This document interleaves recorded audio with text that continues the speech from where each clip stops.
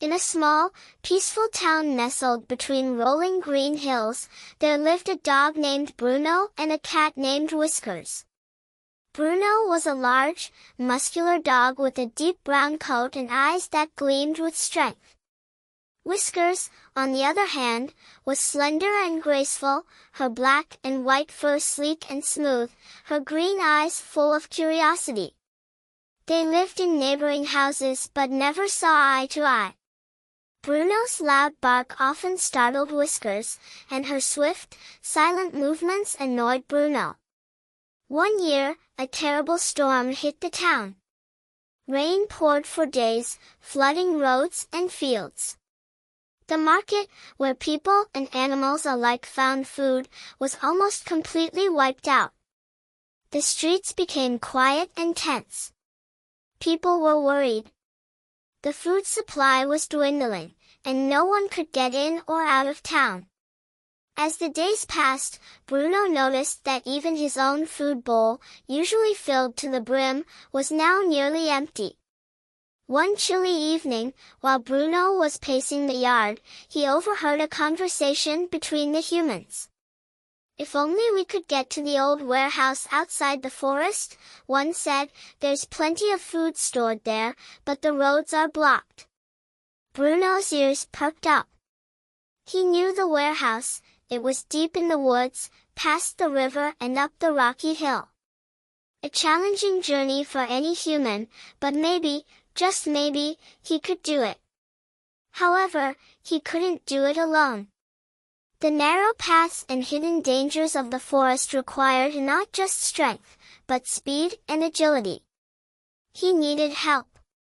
As the rain drizzled lightly in the evening, Bruno approached Whiskers, who was perched on the fence, staring into the distance. The sky was a deep purple, with the last rays of sunlight barely visible through the clouds. "Whiskers," Bruno said, swallowing his pride, "I need your help." Whiskers turned, her eyes narrowing. "Help? You need my help?" Bruno nodded. "The food in town is almost gone. There's a warehouse beyond the forest, full of supplies, but I can't get there alone. The paths are too narrow for me. I need someone quick and clever. I need you." Whiskers tilted her head, surprised. "You're asking me to help you?" "I know we haven't always gotten along," Bruno admitted, "but this isn't about us. It's about everyone." Whiskers paused, her tail flicking thoughtfully.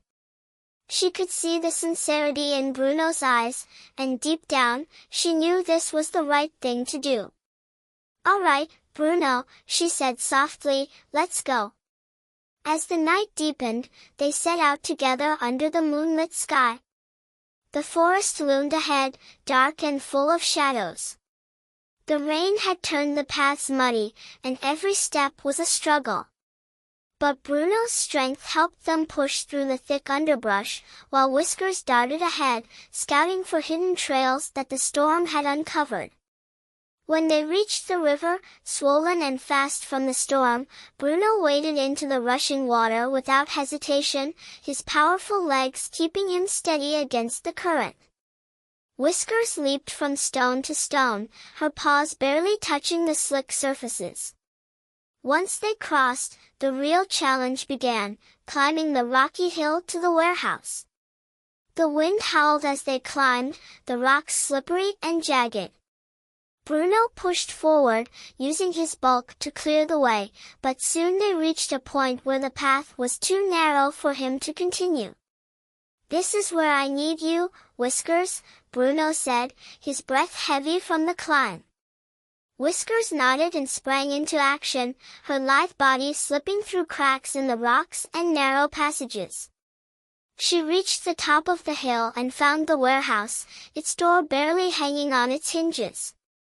Inside, just as the humans had said, there were bags of grain, boxes of canned food, and plenty of supplies. Whiskers quickly found a way to open the door wide enough for Bruno to push through. Together, they carried as much food as they could back down the hill, their journey back just as challenging but now filled with a sense of accomplishment. As dawn broke over the town, Bruno and Whiskers returned, tired but triumphant. The townspeople, who had awoken to see them carrying food, cheered. For the first time, Bruno and Whiskers stood side by side, knowing that together they had saved the day. From that moment on, Bruno and Whiskers were no longer enemies. They had learned that even the most unlikely of pairs could achieve great things when they worked together.